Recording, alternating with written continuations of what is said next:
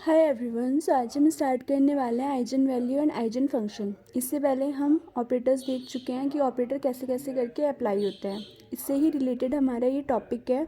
अब ये टॉपिक ना बहुत इंपॉर्टेंट है, बहुत ही सिंपल सा भी है।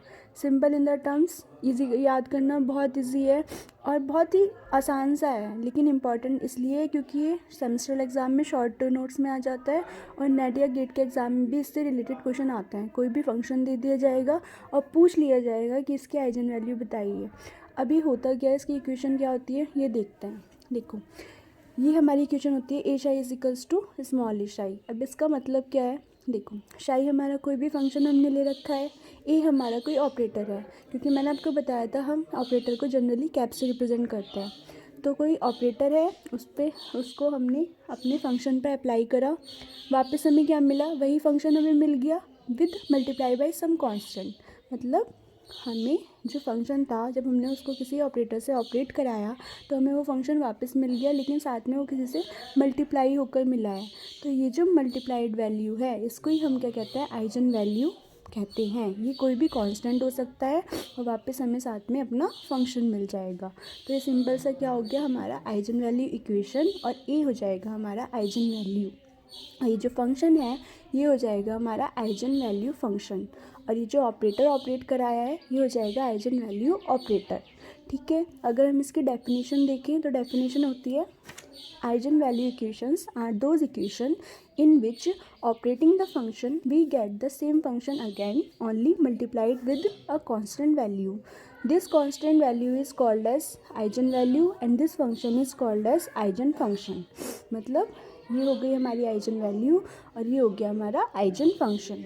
फॉर एग्ज़ाम्पल, अगर हम यहाँ पे एक ऑपरेटर ले लें, हमने डिफरेंशियल ऑपरेटर लिया है और एक हमारे पास फंक्शन है e की पावर 2x। तो अगर हम इस ऑपरेटर को अपने फंक्शन पे ऑपरेट कराएं तो डी बाई डी एक्स ई की पावर 2x हो जाएगा आंसर। तो इसका अगर हम डिफ्रेंशिएशन कराएं तो क्या होगा, हमने पढ़ा है कि डी बाई डी एक्स ई की पावर एन एक्स होता है, ई की पावर एन एक्स, और जो भी हमारा कांस्टेंट होता है उसको हम दोबारा डिफ्रेंशिएट कर देते हैं, तो ये आ जाएगा एन ई की पावर एन एक्स। इसी तरीके से यहाँ पे आ जाएगा 2 ई की पावर 2x।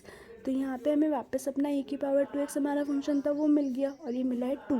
तो ये क्या है, कांस्टेंट है ना, इसी को ही हम बोल देते हैं आइजन वैल्यू। ठीक है, मतलब हमने ये हमारा ऑपरेटर था, ये हमारा फंक्शन था, जब हमने इस ऑपरेटर को इस फंक्शन पे ऑपरेट कराया तो हमें ये फंक्शन मिला और साथ में एक कांस्टेंट वैल्यू मिली। तो ये हो गया हमारा कांस्टेंट और eigen value. So now we are talking about the properties of eigen values. ठीक है, कि मतलब हमारी आइजन वैल्यू कैसे कैसे वेरी कर सकती है या फिर उस पर क्या इफ़ेक्ट हो सकता है। तो सबसे पहली प्रॉपर्टी है, if a function is multiplied by a constant then it will not affect the eigen value. मतलब अगर हमारा कोई फंक्शन है, जैसे ये मान लेते हैं ऊपर वाला फंक्शन कि हमने एफ ऑफ एक्स लिया था ई की पावर 2x। तो अगर हम इस फंक्शन को किसी कांस्टेंट से मल्टीप्लाई कर दें, जैसे 2 से मल्टीप्लाई कर दें या 3 से कर दें, या हमने यहाँ पे क्या कर दी 50 से मल्टीप्लाई कर दी है, तो जो हमारी आइजन वैल्यू होगी उसके ऊपर कोई इफेक्ट नहीं होगा। कैसे, चलो देखते हैं। यहाँ पे जो हमारी आइजन वैल्यू की वैल्यू आई थी वो आई थी 2 आइजन वैल्यू थी। अब हम आगे देखना स्टार्ट करते हैं। तो ये हो जाएगा, अगर मैं अपने ऑपरेटर को अपने फंक्शन के ऊपर अप्लाई करूँ तो हो जाएगा डी बाई डी एक्स 50 ई की पावर 2x। अब 50 तो हमारा कांस्टेंट है और डिफ्रेंशिएशन उसे कुछ नहीं कहता, तो 50 आ गया बाहर और ये आ गया डी अपॉन डी एक्स ई की पावर 2x। और जब हम इसका डिफ्रेंशिएशन करेंगे तो ये आ जाएगा 50 इंटू 2 ई की पावर 2x।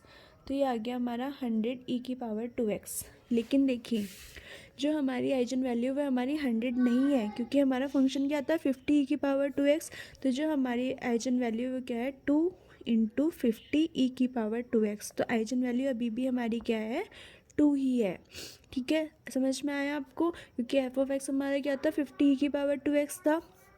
तो जो हमारी आइजन वैल्यू है वो भी क्या है हमारी 2 ही तो हुई ना, क्योंकि 2 इंटू 50 करेंगे तभी 100 आएगा। तो ये 2 जो हो गई वो क्या हो गई हमारी आइजन वैल्यू। तो अगर हम किसी फंक्शन को मल्टीप्लाई करते हैं किसी कांस्टेंट से तो हमारी आइजन वैल्यू पे कोई इफेक्ट नहीं होता। नेक्स्ट प्रॉपर्टी है, if the operator is multiplied by some constant it will change eigen value. क्या मतलब हुआ इसका, पहले हमने फंक्शन को मल्टीप्लाई करके देखा था, अब हम किसको मल्टीप्लाई कर रहे हैं, ऑपरेटर को।